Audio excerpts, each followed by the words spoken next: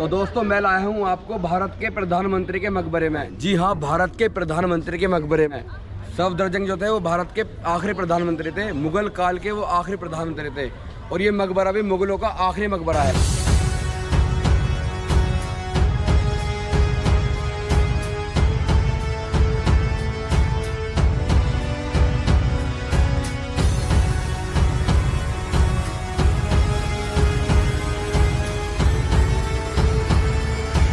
तो दोस्तों सबसे पहले आप आओगे तो ये पड़ता है अरबिंदो मार्ग पर। नियरेस्ट मेट्रो स्टेशन जो है वो पड़ेगा जोरबाग मेट्रो स्टेशन, जो यहाँ से बस 400 मीटर की दूरी पर है। और यहाँ का जो टिकट है वो 20 रुपये पर टिकट है अगर आप लोगे ऑनलाइन, और अगर आप ऑफलाइन लोगे तो 25 रुपये पर टिकट पड़ेगा। और जब आप इस मकबरे में आओगे तो मकबरे का मेन दरवाज़ा मिलेगा जो 2 मंजिल का है और इस पर अरबी ज़बान में लिखा हुआ है। और इसके कमरे के अंदर लाइब्रेरी है। गेट के सीधे तरफ देखोगे तो एक मस्जिद है जिसके 3 गुम्बद हैं और मस्जिद के आगे छोटे छोटे कमरे बने हुए हैं। ये जो मस्जिद के आगे छोटे छोटे कमरे आप देख रहे हो ये मदरसा यानी कि स्कूल हुआ करता था। यहाँ मदरसे में पढ़ाई हुआ करती थी। और इस बिल्डिंग में मैं आपको दिखाऊं तो ये वाला गेट मस्जिद का गेट है। ये मस्जिद में एंटर करने का इकलौता रास्ता है। और सबसे बड़ी खुशी की बात है कि जितने भी मकबरे बने हुए हैं उसमें ये पहला मकबरा है जिसकी मस्जिद में आज भी जुमे की नमाज़ होती है। यानी कि सफदरजंग के मकबरे में जो मस्जिद है उसमें आज भी जुमे की नमाज़ होती है। तो गाइस चलिए अब हम आपको इसके अंदर लेके चलते हैं और अंदर से दिखाते हैं इसको एक्सप्लोर करते हैं आपके साथ। तो दोस्तों हम मकबरे के अंदर आ गए हैं और आप ये देखिए, ये जो साइड है ये मस्जिद के पीछे की साइड है, बैक साइड दिखाई देती है अंदर आने के बाद। और इस दीवार के नीचे छोटे छोटे कमरे बने हुए हैं। और इस गेट के बिल्कुल सामने आप देखोगे तो सफदरजंग का मकबरा है जिसको हम एक्सप्लोर करने आए हैं। अगर इसके आगे देखोगे तो ये 4 शैली बाग है जो कि आपको हुमायूं के मकबरे में भी देखने को मिलेगा और यहाँ पर भी है। इस तरह का जो आप ये देख रहे हो ये इस तरह का चारों तरफ है, इधर भी है, उधर भी है और उसके पीछे भी है और इस साइड भी है। इसी को 4 बाग शैली कहा गया है। सफदरजंग जो थे वो अवध के सूबेदार यानी कि नवाब थे और उस दौर के मुगलों के बादशाह के प्रधानमंत्री थे, जिसके बारे में मैं आपको आगे बताऊंगा। अगर मैं इसके बगीचे की बात करूँ तो ये बहुत ही खूबसूरत बगीचा है और फोटो लेने के लिए बहुत ही प्यारी जगह है। तो चलिए आगे हम जाके आपको अंदर से दिखाते हैं इसको। ये जो मकबरा है इसकी गुंबद सफ़ेद संगमरमर का बना हुआ है और बाकी की दीवारें ब्राउन और रेड कलर की बनी हुई हैं। और इसका जो डिज़ाइन है वो हुमायूं के मकबरे और ताजमहल को कॉपी करके बनाया गया है। लेकिन मैं यही कहूँगा कि ये 100% कॉपी नहीं है। ये इस मकबरे के नीचे छोटे छोटे कमरे बने हुए हैं जो आराम गाह हैं। सफदरजंग के बेटे थे, उनका नाम था शुजाउद्दौला, उन्होंने बनवाए थे। यानी आराम करने के लिए ये बनाए गए होंगे, इसलिए इसका नाम आराम गाह पड़ा। इन कमरों में बहुत ही शानदार हवा आती है। तो चलो ऊपर चलते हैं, ऊपर से आपको मेन मकबरा दिखाते हैं।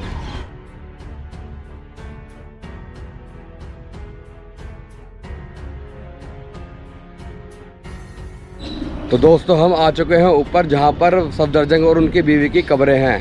तो जहां मैं अभी खड़ा हूं वहां से आप देखो कितना शानदार ये लगता है। तो चलो अंदर चलते हैं और अंदर से चलकर इसकी कब्र देखते हैं और उनके बारे में बताते हैं कि ये एक्चुअल में थे कौन।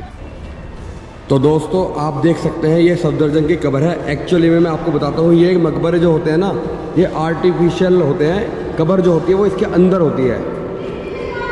तो इसके नीचे इनकी और इनकी वाइफ की कब्र है। अगर आप ऊपर देखोगे तो ये गुंबद बहुत ही ज़्यादा प्यारी।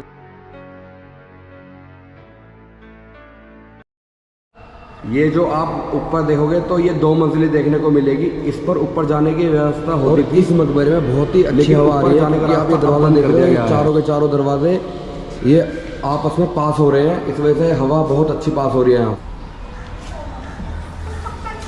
ये जो गेट है ये 2 मंजिले में जाने का गेट है जो अब आम पब्लिक के लिए बंद कर दिया गया है। अब आप सोच रहे होंगे कि सफदरजंग कौन थे। अगर आप ये सोच रहे हैं कि सफदरजंग एक बादशाह थे तो आप गलत सोच रहे हैं। वो बादशाह नहीं थे। एक्चुअली में वो आखिरी मुग़ल बादशाह मिर्ज़ा नासिरुद्दीन मोहम्मद शाह के प्रधानमंत्री थे। सफदरजंग का पूरा नाम अब्दुल मंसूर मिर्ज़ा मोहम्मद मुकीम अली ख़ान था।